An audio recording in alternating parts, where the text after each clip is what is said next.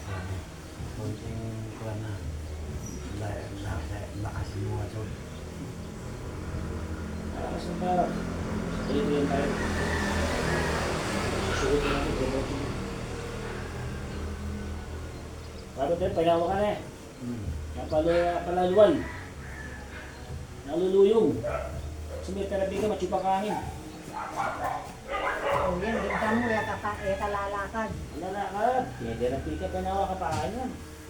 Gusto, pupunta tayo kasi bayan na naman kami natin. Tapos kaya pagalaan na yun naman kami, hindi na kanya din. Ginawa yung Basta chicks mo. kasi naman naman nakakayang ka rin. Mayato, alam ko.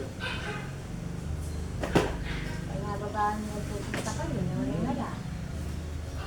Ano ka ada? Kahit pakasama kami, tinapon, di na tayo nga po, kaya nasana kami.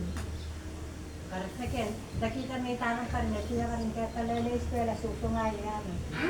Mali-mali niyo yung takal nga ako, kaya nasana kami. Kahit tayo kung alapit rin na.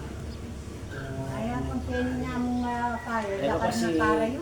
Lulo yung Nerto rin. Ano ba?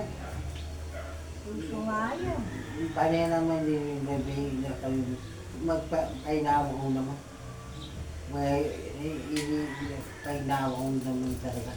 manuwaring ating galibak. Ala naman, makapaglawa ko naman.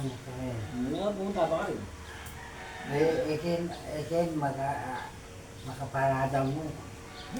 Therapy na ka man. Pinawa na lang yan. Makalakit pa niyo. Kasi may therapy ka, pinawa na pa. Sige sa isa. Na? Kasi katang bagya ka, karinya pa din namin. Katang bagya din lala ka, pagalit. Wala na. Di sana na yan. Kaya ko man ako down. Di sana lang, siya ko na rin balat. Ha?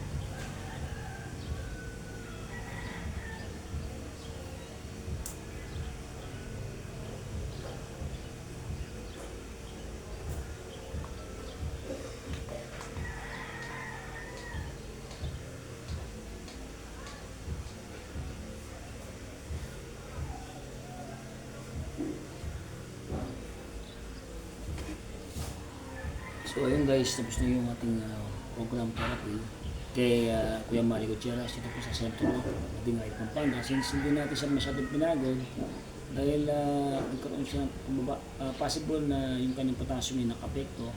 So nilunod siya na kumain ng saging at saka yung gamot niya kasi hindi siya nakapik kagabi ng gamot niya. So posible yung epekto ng kanyang sakit ng kanyang tuhod. So ngayon medyo okay naman sa Kuya Mario. So muli guys, abangan, ito po yung aming last program for therapy ngayon. So abangan nyo muli yung aming therapy for the following day. So nakikita ko naman na may pinagkaroon ng for 4 session therapy.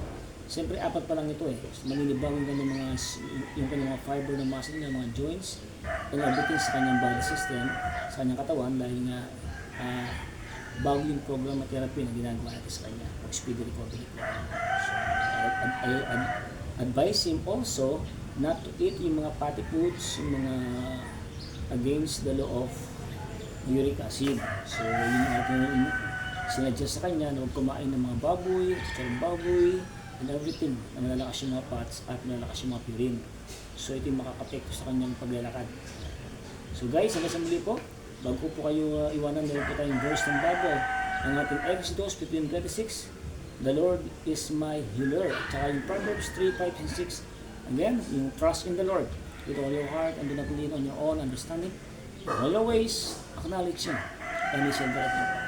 Hanggang sa muli po, ito po si Moderno Magkeping Tour, Travel, Stroke Therapy or TST, or Speedy Recovery po. Yan po. Please don't forget to like and share, subscribe my YouTube channel, Moderno Magkeping Tour. God bless guys.